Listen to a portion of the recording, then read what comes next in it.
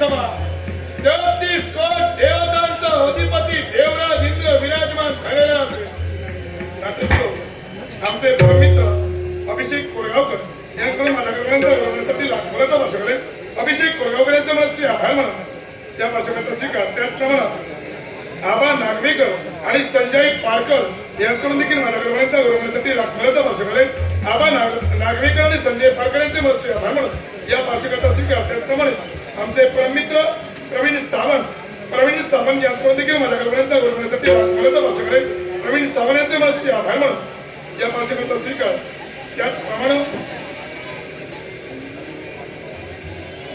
कैलासवासी संजय नाईक सर पेंडूर यांच्या स्मृतिप्रित्यर्थ श्री अमित सावंत यांच्याकडून माझ्या कलागुणांचा गौरव करण्यासाठी त्याचप्रमाणे किरण नाईक, संजय काळे, देवेश कुडम आणि साहिल कळकटकर या पाचही कलाकारांच्या कलागुणांचा गौरव करण्यासाठी लाखोराचा 500 रुपयाचा भाषण दिले.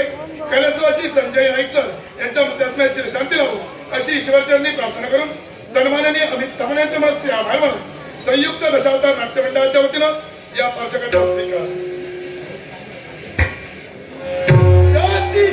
देवतांचे अधिपती देवराज इंद्र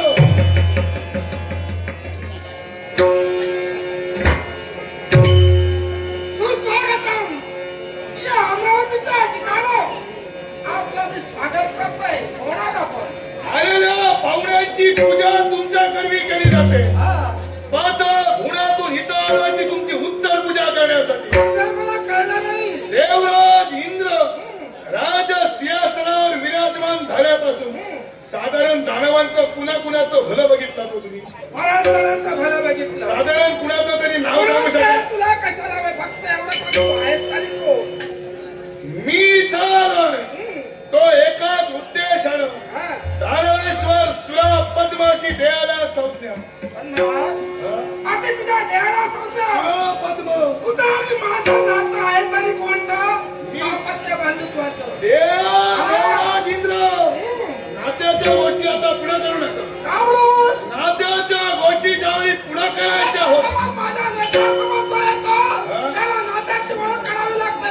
तुझं माझी काय मला जर का तुम्ही नात्याची ओळख करून देता मग याच्या पूर्वीच्या आमच्या पूर्वजांचा शेवट केला त्यावेळी नात्याचा विषय घेताना झोपलेला की का? तुझा पूर्वज माझ्यापर्यंत आले. कोणत्या अभिलाषेनं आले होता समजवण्याचा प्रयत्न त्यांना केला पण नभेशात त्यांचा माझा संघर्ष झाला आणि त्या संघर्षात ते संपले गेले. अभिलाषेनं आले म्हटल्यापेक्षा आप्त स्वकीयाकडे इच्छेनं आले होते होय ना.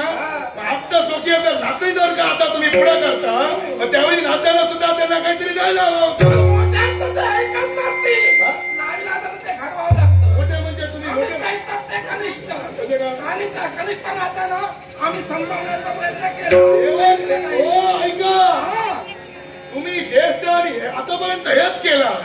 स्वतःचा मोठेपणा फक्त तुम्ही सिद्ध करण्यासाठी पुढे सरसावला. तुमच्यापेक्षा कैक पटीनं दानेश्वर सुद्धा श्रेष्ठ. कधीतरी दुसऱ्याला सुद्धा मोठं म्हणायला शिका. आम्ही ज्या ज्यावेळी प्रत्येक ठिकाणी मोठेपणा स्वीकारतोय कारण त्याचे माता पित्याची शिकवण आहे. आलेल्याचं स्वागत करावं पाहुणा असो का कुणी असो पण त्यानं जर तिरस्कार करण्याचा प्रयत्न केला असेल तशाच तसा दोषात त्याचं उत्तर द्या. तुम्ही देवताच्या त्या साऱ्या सन्मानाला चालणाऱ्या पापी वाचण्या चालणाऱ्या फक्त दानवेश्वर. पापी असं मी तुला म्हणालो नाही. पाप तू केला असं मी म्हणत नाही. मग पापी नको. पुण्य काही देवता करतोय या वाईट पडत नाही पण या तुला सांगतोय इथं कशासाठी येणं. एका उद्देशानं माझ्या मुखातून शब्द बाहेर पडले. आलेल्या पाहुण्यांचं तुम्ही म्हणे पूजन करता. मी उत्तर पूजा करायला आलो. ती उत्तर पूजा सुरुवात केलेली आहे तुमच्यापासून. एकाच उद्देशानं सांगा देव आणि दानव जर का तुमच्या मतानं बंधुत्वाचं नातं असेल तर ते निर्माण देवतांनी केलं की दानवांनी केलं? देवतांनी केलं होय ना.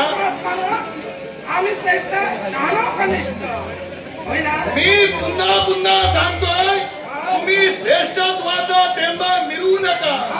ज्या प्रमाणात देवता श्रेष्ठ त्याप्रमाणे तेवढं शक्तिशाली दानव सुद्धा आहे. त्यामुळे पुन्हा त्या आम्ही देवता श्रेष्ठ आधी पहिल्यांदा ते म्हणतो. ठीक आहे. माझ्यापासून सुरुवात एका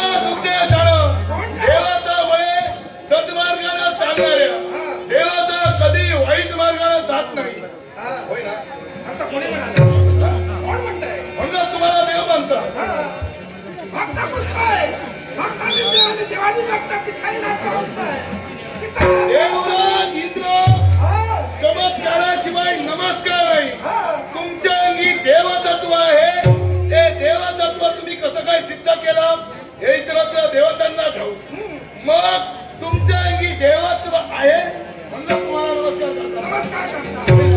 मग तुम्ही जर का चुकीच्या मार्गाला वागणारे असता तर तुम्हाला कुणी पुजलं असतं?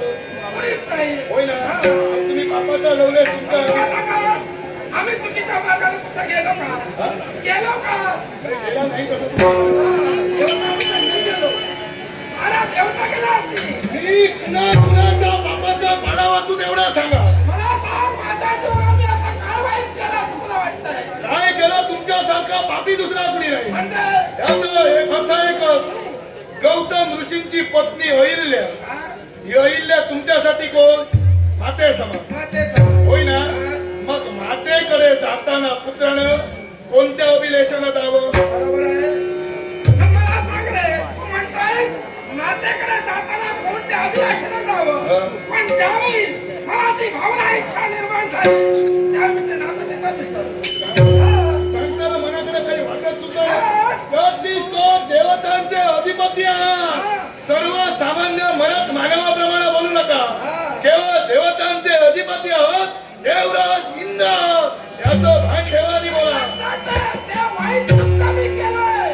त्या वाईट कृत्याचा पापाचा धनी मी झालोय. पाप करताना एवढा केला. पाप मी भोगला.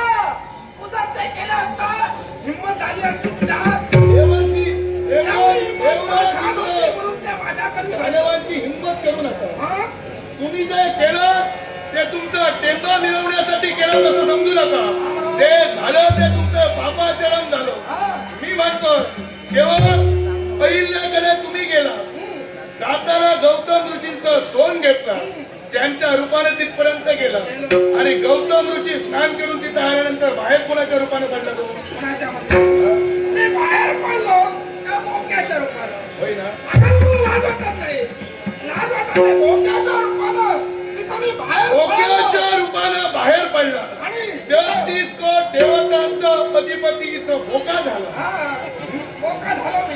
दुसरी गोष्ट केवळ मुकुंद या मुकुंदेला केवळ जी ती वरणार होती जिचा मणी जो होता तो क्षत्रिय वेगळाच होता. रुक्मांग होय ना. मग जो क्षत्रिय होता त्या रुक्मांगदानं तिला नकार दिला. त्या रुक्मांगदानं नकार दिल्यानंतर तुम्ही 33 कोट देवतांचे अधिपती त्या 33 कोट देवतांचे अधिपती त्या मुकुंदेकडे जाण्याचा तुम्ही काय ठेका घेतला होता की का? अरे, आम्हाला जावं लागलं तसं. सर्व देवतांच्या आशीर्वादानं हे राज्य मी सांभाळतोय. पण त्या देवतांच्या इच्छेनं कुठं तर मला हे घडवावं लागतं. तुमच्या तिथं बापाचा माझं वाईट घाबर झालं. तिथं देव मला वर काढतात. तिथं गादीवर आणून बसवतात. गादीवर ऐका. हा. त्या गादीचं मोठं पण सांगू नका. त्यामुळं 100 यज्ञ तुमच्याकडून परिपूर्ण झाले म्हणून गादी मिळाली आहे. बरोबर आहे. ही 100 यज्ञ जर का कुणी दानवांनी जरी केले हा. बरेच प्रयत्न केले पण प्रत्येक वेळी अडथळा तुम्हीच निर्माण केला. कसा का? असा काय? आता यज्ञ पूर्ण मी केलंय. कष्ट मी भोगले. मग? आज गादी मला बाहेर केली. मग मी काय म्हणतो तुम्ही जर का 100 यज्ञ करून देवराज इंद्र होऊ शकता मग दुसरा 100 यज्ञ करू शकत नाही की का? करू शकतो. मग तो 100 यज्ञ पूर्ण करते वेळी मध्ये तुमचा अर्थ का?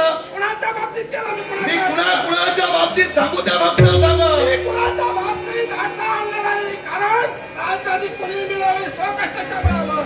माझा तिथे अडथळा मुळीच नाही. एका मनवंतरापर्यंत राहताय तुम्ही हा. होय ना. हा. आता मुद्दा अर्धवट राहिला. हा. विषय भरकटू देऊ नका कारण तुमच्या बापाची उत्तर पूजा करायला इथं आलो. देवराज इंद्र काय म्हणालो मुकुंदेपर्यंत तुम्ही गेला हा. म्हणे देवतांनी तुम्हाला पाठविलं. तुमच्या बापाचं खापर त्या देवतांवर घोडू नका. का म्हणू? का म्हणून हा. मुकुंदाच्या रुक्मांगदाशी केवळ प्रेम करत होती. त्या मुकुंदेला तुम्हाला निमंत्रण दिलं होतं की का? नाही. केवळ रुक्मांगदाच्या रूपाने तुम्ही इकडे या म्हणून नाही ना. नाही. केवळ रुक्मांगद ज्यावेळी तिच्या नेत्रे आड गेला त्यावेळी तिला शाप दिला हा तर तू कुष्ठरोग तुला जडेल. तो कुष्ठरोग घेऊन तो रुक्मांग फिरत होता. पण रुक्मांगदाच्या रूपानं तुम्ही तिथं गेला का तर त्या स्त्रीचा भोग घेण्यासाठी. व त्यातीच तो देवतांचा अधिपती फक्त स्त्रियांचे भोग घेण्यासाठी तुम्हाला बसवलं की का? स्त्रियांचा भोग घेण्यासाठी, तिचा भोग घेण्यासाठी मी गेलो होतो. कारणच तसं होतं. काय करत ते लीलाबाई चुकीने कदाकाळी तिच्या जीवनाचे लिहिलं होतं तसं ते माझ्याकडे घडलं होतं. काय चुकलं माझं? मी काय वाईट केलं?